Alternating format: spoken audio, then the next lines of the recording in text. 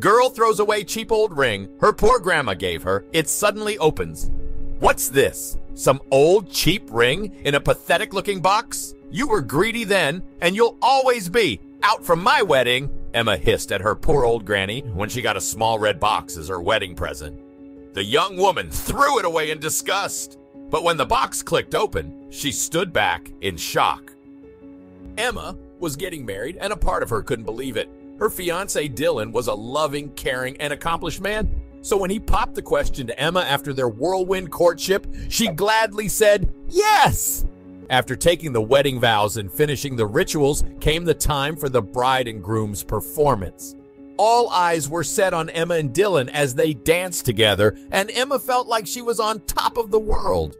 Then as the performance drew closer to the end, she noticed the hotel manager, Mr. Scottliff, rushing toward her and Dylan. I'm very sorry for intruding on this lovely couple, but I wouldn't have if it weren't a pressing matter, he said shakily.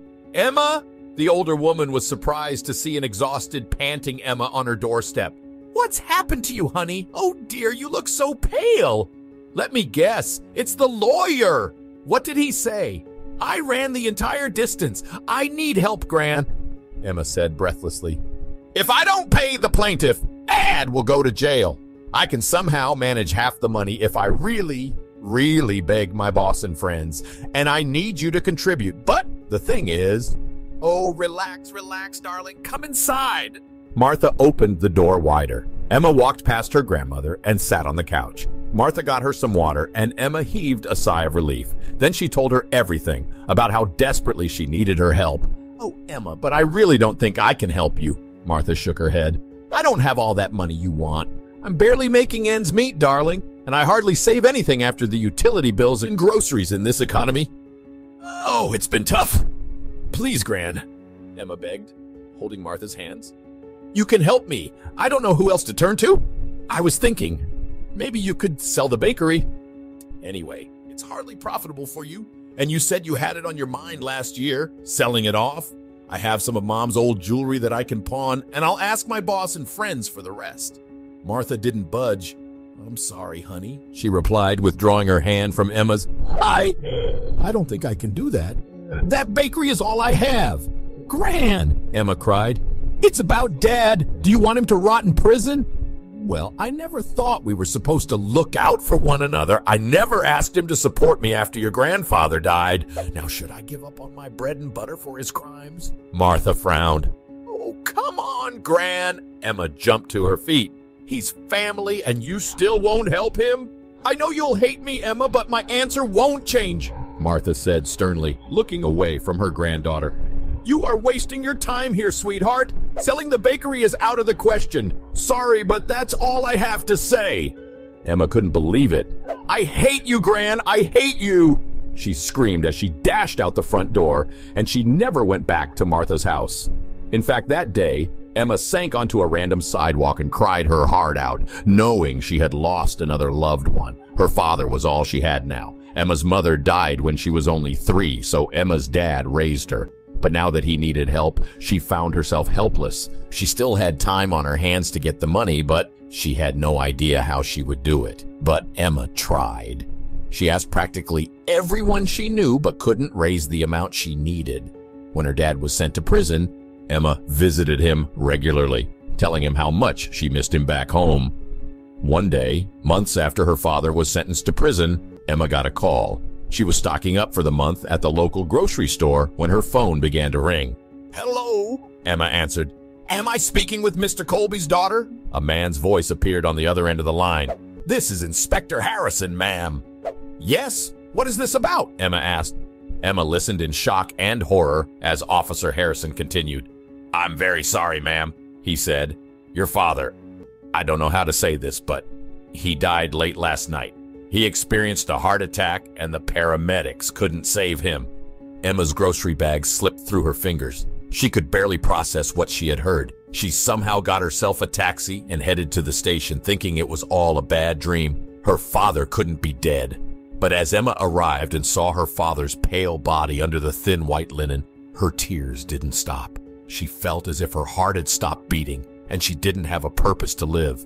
Emma would never forgive her grandmother, As she wrapped her arms around her father's still body and cried, she couldn't stop cursing Martha. If that woman had sold that damn bakery, Jonathan would be alive.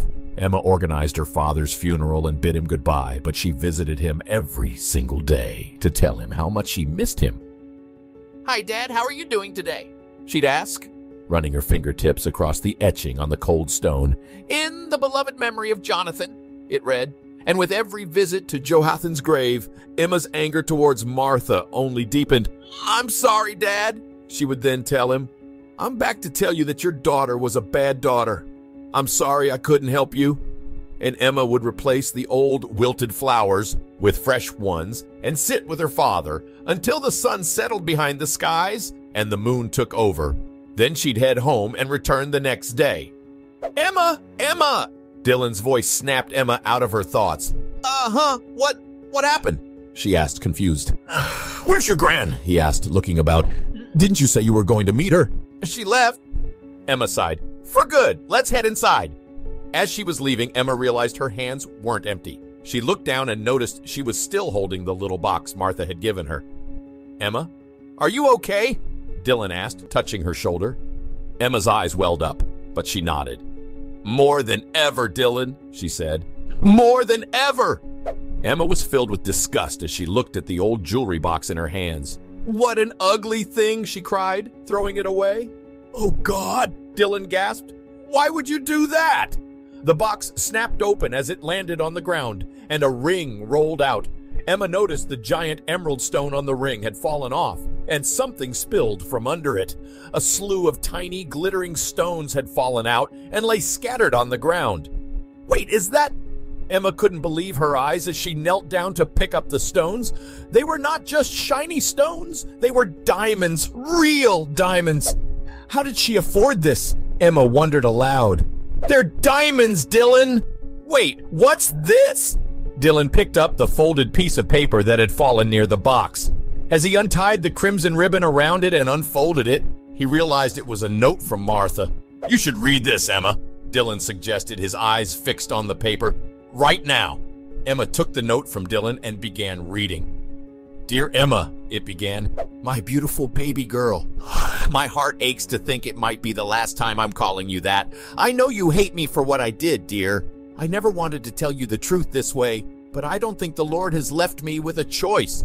Your father was not a nice man, Emma. He did some awful things and always got into trouble.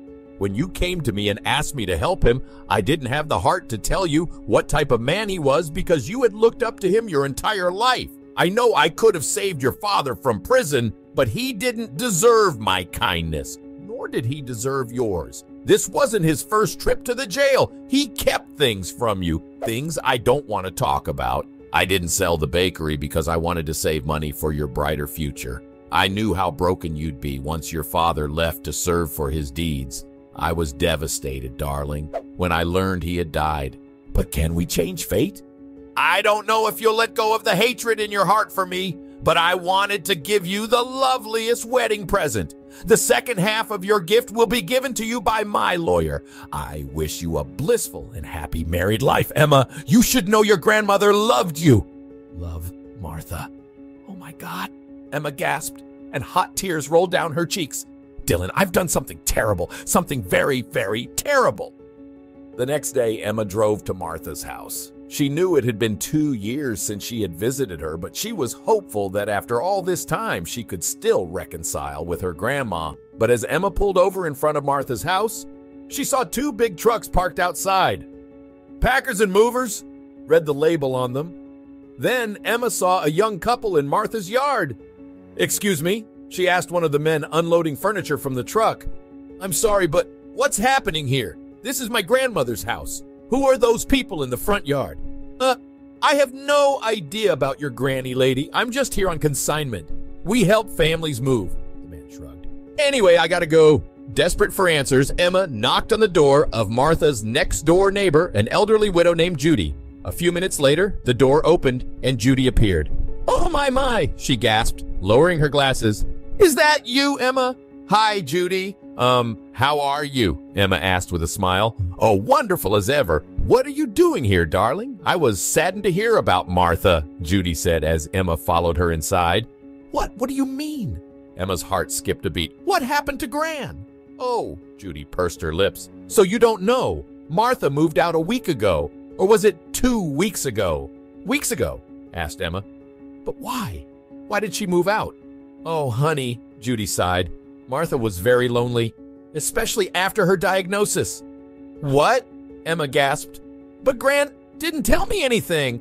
Oh, maybe she didn't want to worry you. She was ill, stage 4 cancer, the doctor said, Judy said sadly.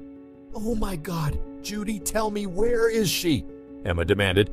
She sold the house, and she came to meet me yesterday saying she wanted to give me the last present. She gave me all that she had. Oh, that's so like your grandmother, Judy said, shaking her head. She loved you with all her heart. All her conversations were about you, around you.